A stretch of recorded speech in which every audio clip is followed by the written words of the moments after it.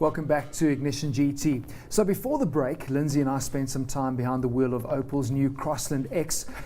Let's just say we were left slightly underwhelmed by the new crossover, but what we're hoping is that our guests are going to be a little bit more enthusiastic, or not. Joining us in studio, Kieran Rennie, Justin McCall and Sean Nurse. I was looking forward to this car because I am an Opel lover, sometimes maybe a little bit too biased towards the brand.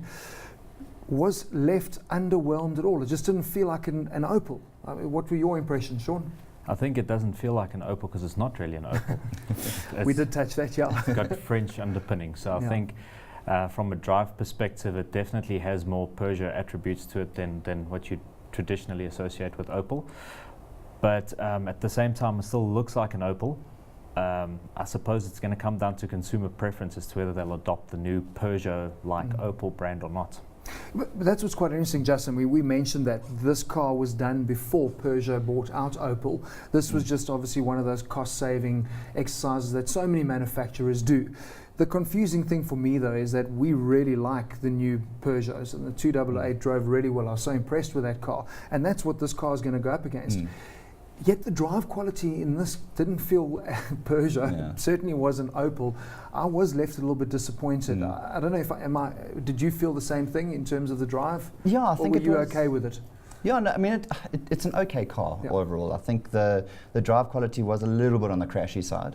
Kind of felt like a little bit of an overdone croissant a bit. But yeah, I mean, other than that, it's a nice car. I think that it'll do okay. But yeah, putting up against the sort of the 288s and that sort of thing, it's got tough competition there. Well, that segment, Kieran, is just jam-packed. There's so much to choose from. For Opel, they really do need to get it right with us, because we understand for many of potential Opel diehards, they'll probably stick with the brand. But for new guys, there's always that uncomfortable feeling like, is this brand going to be here to stay? We know they are. We know they're not going anywhere. They're being looked after, but they need to kind of really convince people. And do you think they've done enough with Crossland X? Well, I mean, I think all of us would agree the CX-3, the Mazda CX-3 is probably the benchmark in that category. And is it as cool a car as the CX-3? I don't think it is. But I'm probably a little bit more enthusiastic about this car than you guys are. I did enjoy it. I'm actually driving one at the moment. In terms of the ride quality, is it the best ride quality out there? Maybe not. But then that's kind of like if you really sort of push in the car hard. In normal day-to-day use, I think the ride quality is fine. I really like that engine. I like the engine when we drove it in the Peugeot initially. I think the spec level is good. I love the way the car looks. We do a bit of a lift club thing with some of my other work, and I always gauge what my passengers think about the cars that I'm driving. They are not petrol heads. They're just normal average. They're the people that actually buy the cars. Exactly right. They're not lucky like us. They get given cars for free to drive around. And all of the people that I've driven in that car have been very impressed with how comfortable the car is. So I can only take that as honest comment, because they have driven with me in other cars and they've sort of said, like this one's not as nice as that other one you drove. And everybody's been positive about this car. So I think it is a good car. But Opel is that brand that, amazingly, they've always produced good cars. You and I are big fans of the brand. I've owned a couple of them. And somehow they just don't compete in terms of overall sales. I don't know why that is. So with GM pulling out, there is, of course, nervousness. We know that, as far from what we can tell, from what we've been told, they are here to stay, and they're happy to be out of that GM umbrella. The Opel dealers, they're happy to now have their own identity. I suppose they can push and market like they were, because unfortunately what did happen for a while is that GM was trying to push Bowtie and left Opel to flounder. But that all changed with a car like the Adam, and maybe that's a strong point here, is that the Adam suddenly pushed sales because it appealed to quirky styling, and they've brought a lot of that through, Sean, from a styling perspective. It is a really nice car to look at. It's very Adam-esque. Absolutely. I think it's definitely in the design of its interior and exterior. You definitely have that Opel DNA running through it. Got sort of Astra and Adam accents throughout the interior and exterior, and I think that will definitely appeal to consumers who found the sort of smaller Opel products appealing. So maybe if you own an Adam and now you're looking to start a family and looking for a car that's a bit more practical, because as we've noted, it's got those fantastic seats that you really said that you enjoyed, and the practicalities of family life that would actually appeal to people, I think. Yeah, I want to get onto those seats a little bit later, because that for me, if you look at, like you're talking about your people that you're putting in the back and startup families, that was a very clever move. Let's chat engine quickly. It is a Peugeot engine. We know how good the Opel engines have been. The 1.4 that sits in the Marker X is flipping brilliant, and so are they 1 litres. Were you happy with the 1.2? Naturally aspirated is going to be the problem. The 1.2 turbo is going to be the one that you want to go for. I always loved the quirky 3-cylinder sound. It actually is quite sporty.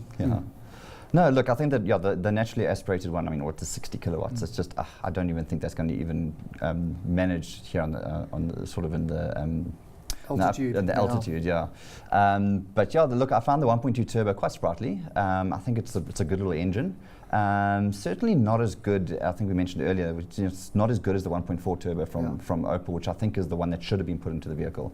I think it's just a little bit too small, but having said that, for what it is, it's not a bad engine. It's quite interesting though, because I mean, you look at Marker X still sits there, very similar crossover from a price perspective. One is definitely more SUV. This is more almost MPV practicality like.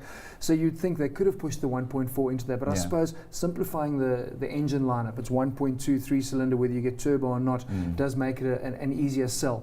Let's talk about spec, because I think that probably is the biggest selling point for this car, because in that very, very fiercely competitive segment, all the cars are playing around the 290 up to the 370 price, and that's where this car is. A lot of people said overpriced.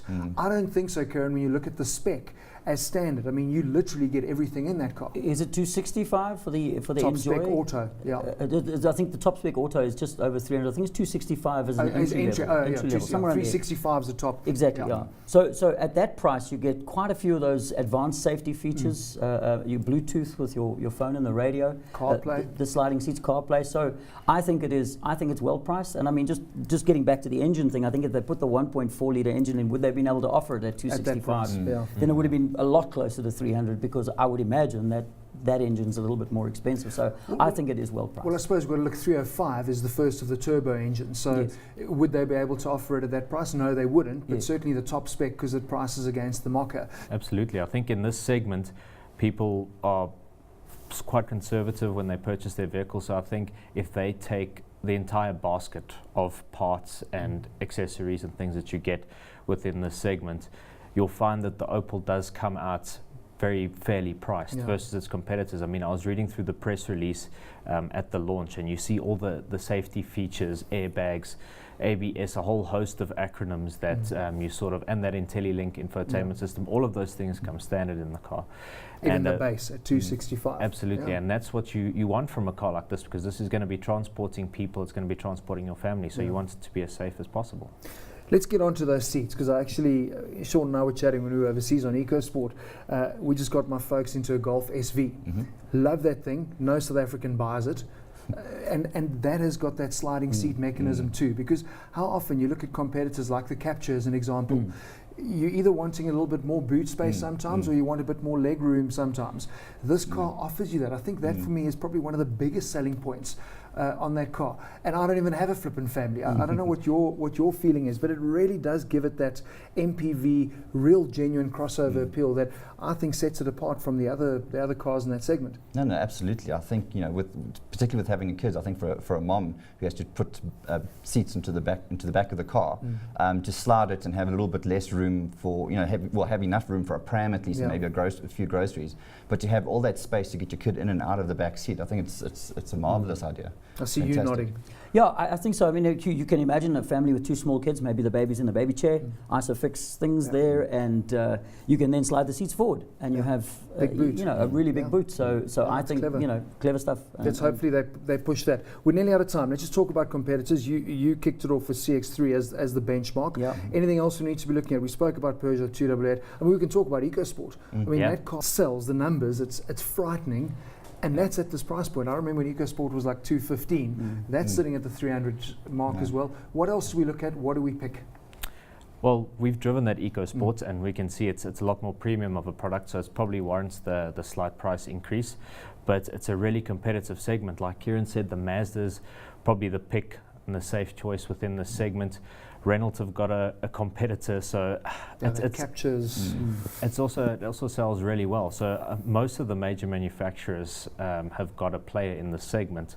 So it's kind of tough to pick, but if it were my money, it would probably still be on the Mazda at this stage. Not a problem that the Mazda only comes with a big engine. You know, there's no small capacity turbo. Yeah. From a fuel efficiency perspective. Do our buyers even consider that? I mean, I had the CX-3 on test recently, and I think it was the 2-litre motor that I had.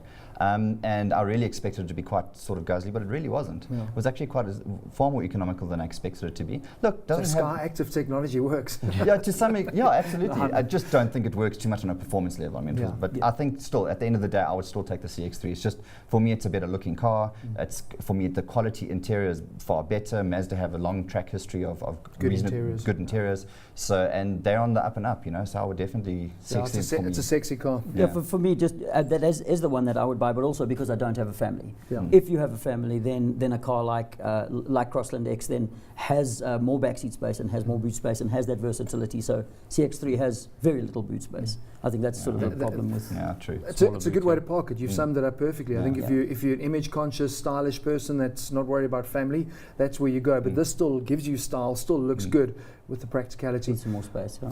Suddenly, you guys have made me sound a little bit more excited about it. I loved the car. It was just, I just thought it didn't drive as refined as I expected from Opel. Thanks for your comments, guys. Right, now while the Crossland X kind of blew their hair back and convinced me that maybe it's not such a bad car, a car that certainly has made people sit up and take notice is Volvo's new XC40 compact SUV. We got a sneak peek of it at the Cape Town stopover of the famous Volvo Ocean Race. Since 1973, the Volvo Ocean Race has captivated sailing enthusiasts around the world, especially in host cities where the teams competing in the epic nautical adventure paused to recuperate.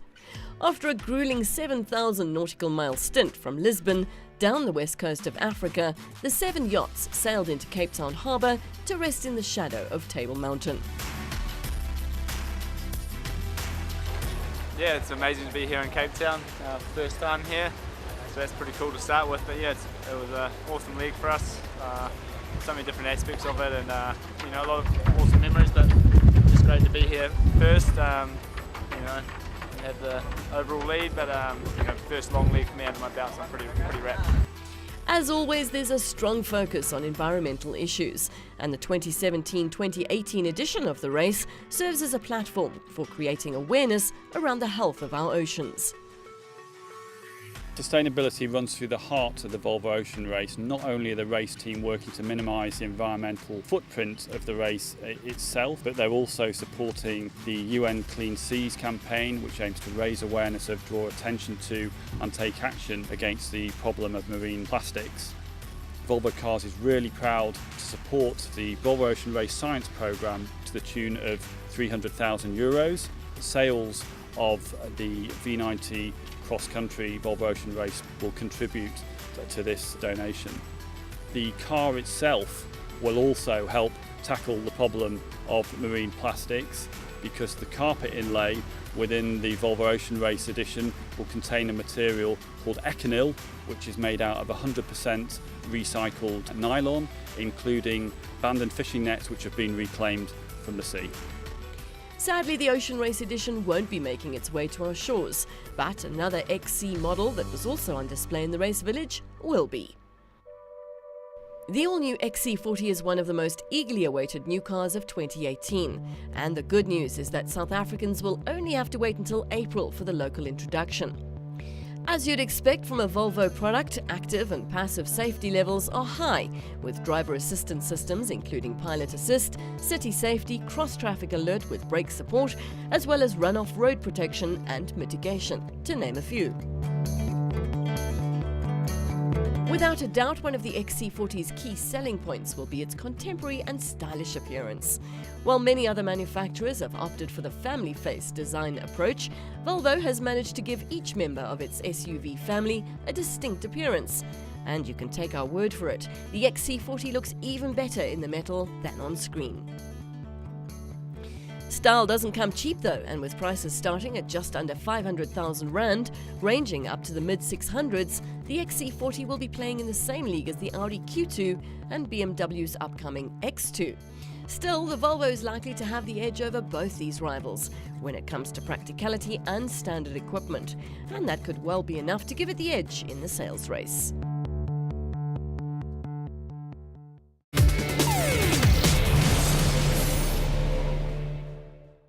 We'll be taking a short break, but when we do return, we're heading off to Detroit for a look at some of the new models that broke cover at this year's motor show. And Tasman takes the BMW M4 for a blitz around Swartkorps.